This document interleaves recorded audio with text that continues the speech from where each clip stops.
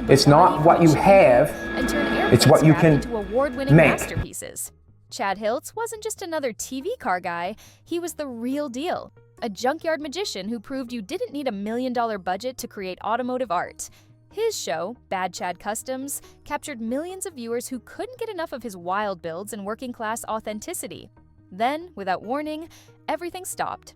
The show vanished, Chad disappeared from screens. Fans were left with nothing but questions and rumors swirling online. So what really happened to the man they called Bad Chad? Chad Hiltz's story didn't start in some fancy garage with pristine tools and unlimited funding.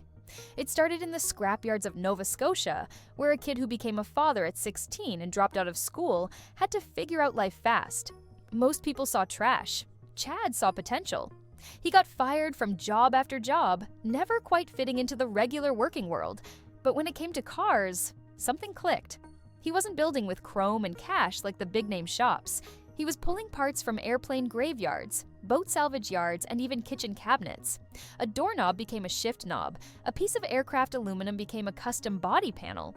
People thought he was crazy until they saw the finished products. His fiancée Jolene McIntyre believed in him when nobody else did. She started filming his builds and posting them online, and one video changed everything. Chad had built a Bugatti Veyron replica from absolute junk, and when that video went viral, Discovery Channel came knocking. They saw what everyone else had missed: a genuine talent with a compelling story and zero pretension. In January 2019, Bad Chad Customs premiered, and viewers ate it up. Here was a guy who proved you didn't need a trust fund to create something extraordinary.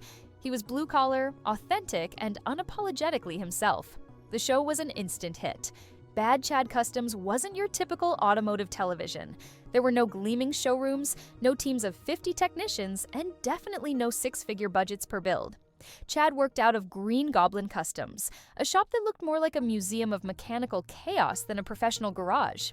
Every surface was covered with potential parts, pieces of metal waiting to be transformed, and tools that had seen better days. But that's exactly what made it work. Viewers were exhausted by shows where celebrities threw money at problems. Chad showed them something real. His builds were legitimately impressive too. Despite working with materials most shops would throw away, he was winning awards and turning heads at car shows across North America. He'd take a rusted-out vehicle that should have been crushed decades ago and transform it into something that made professional builders question their own methods. The creativity was off the charts. When he needed a specific part and couldn't afford it, he didn't just find a cheaper alternative. He invented one from whatever was lying around. A piece of farm equipment became suspension components. Old signage became interior trim. Nothing was impossible in Chad's world. The show resonated because it felt attainable. People watching at home could imagine themselves doing something similar, even if they knew they probably couldn't.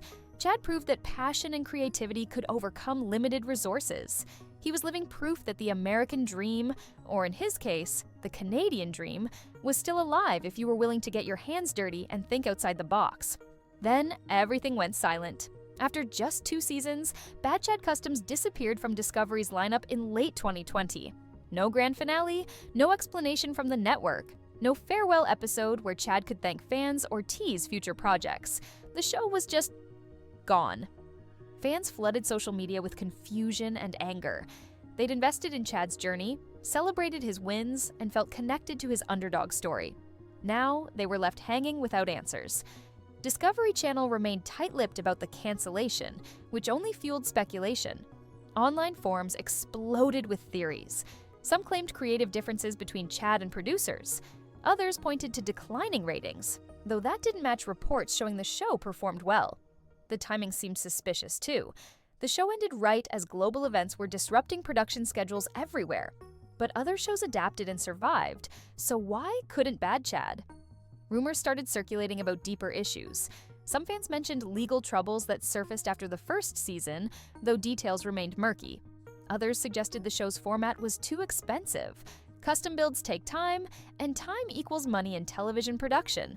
Unlike shows where they flip cars quickly, Chad's detailed work meant fewer episodes and higher costs per build. The network might have crunched the numbers and decided it wasn't sustainable. Whatever the real reason, Chad himself stayed quiet initially.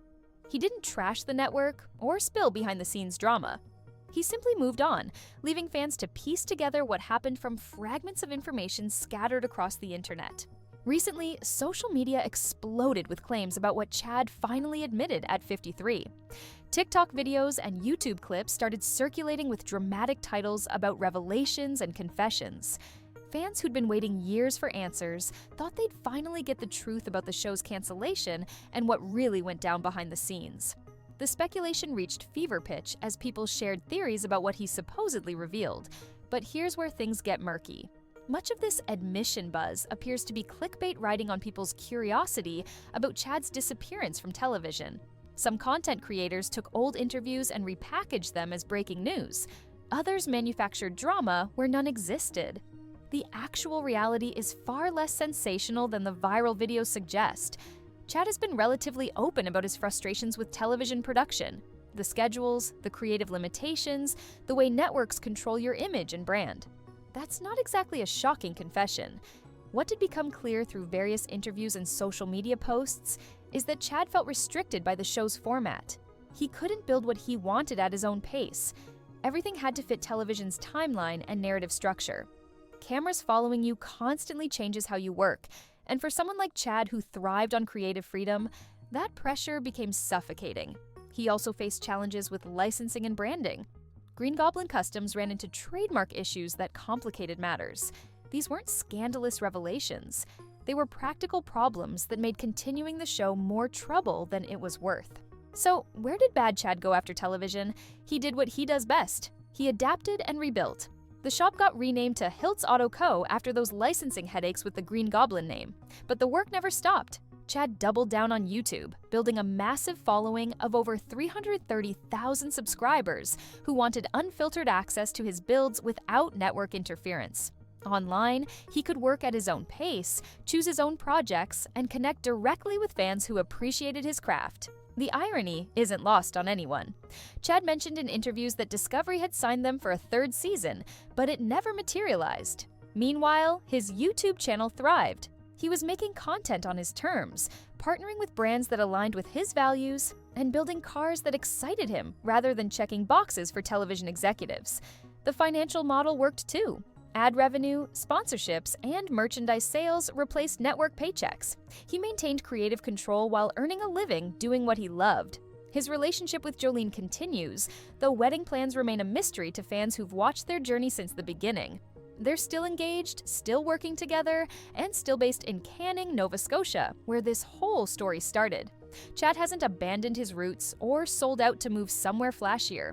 He's exactly where he wants to be, doing exactly what he wants to do, surrounded by scrap metal and possibility.